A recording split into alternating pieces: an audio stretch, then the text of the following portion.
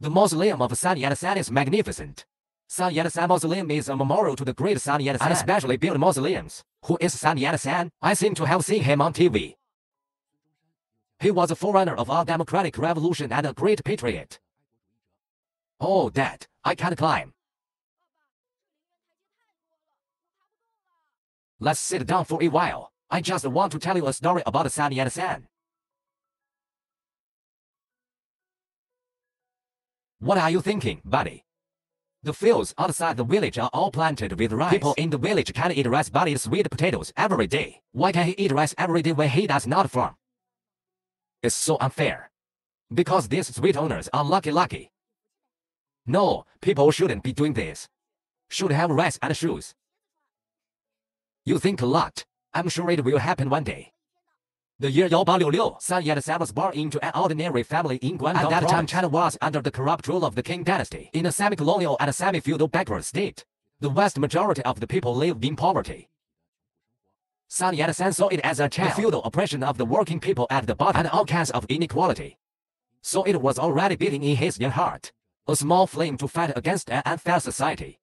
At the age of 12, Sun went to Honolulu with his mother across the ocean. A brother who went into business. He received a Western education there for several years. Women here don't have to bend their feet, free to work outside the home like a man.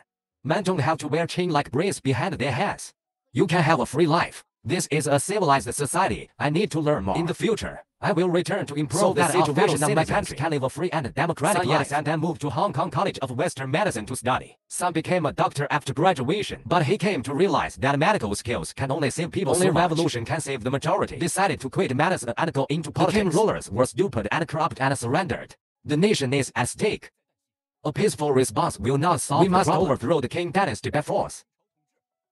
In 1895, Sun Yat-sen and others prepared to launch an armed uprising to occupy Guangdong. Later, most of the participants were arrested by the Qing army due to the lack of information. Sun Yat-sen also had an official bounty on his head and had to flee into exile. Sun Yat-sen risked losing his head, personally led the revolt, but it failed miserably. What should he do? To abandon the revolution or to continue the revolution? What would you do if you were Sun Yat-sen? Abandon the revolution. We continue the revolution. Wanted posters are everywhere. I'm not gonna be able to survive. I better give up on the revolution. I'm going to find a safe place to be a doctor. If Sun had given up the revolution, then he wouldn't have been a great politician. Will not lead the Chinese people, overthrowing thousands of years of feudal autocratic rule. The broad masses of people have to continue under the dark rule of the Qing dynasty. The miserable life is longer. Well, I still choose. Continue to work hard for the cause of revolution. I'm sure it'll work out.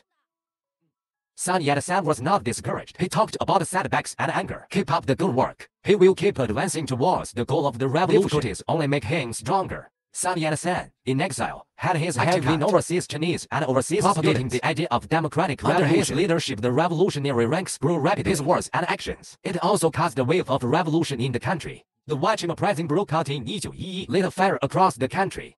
In 1812, the provisional government of the Republic of China was appointed provisional president. Qing rule was completely over. The revolution of 1811, led by Dr. Sun Yat-sen, thousands of years of absolute monarchy, opened the floodgates for China's progress. Sun Yat-sen was so great. The more frustrated, the more angry. Hearing his story filled me with strength again.